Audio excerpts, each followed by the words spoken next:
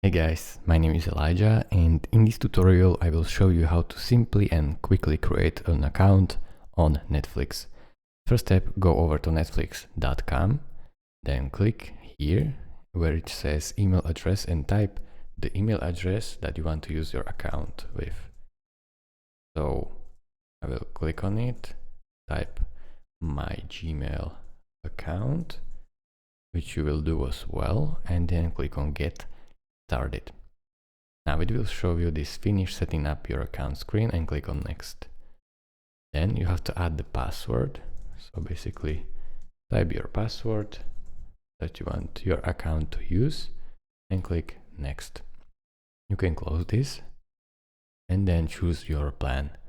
So here you can basically choose which plan do you want to pay. So the basic is only HD and $9.49. The standard is full HD and $11.49, and the premium is 4K plus HDR and it's $13.99 here in Europe, so you can check your country. And then when you pick your plan, just click on next. So let's say I will pick the standard one, which I will recommend to everybody. Click on next. And then you have to choose how you can pay it, and then Netflix will ask you some personalization.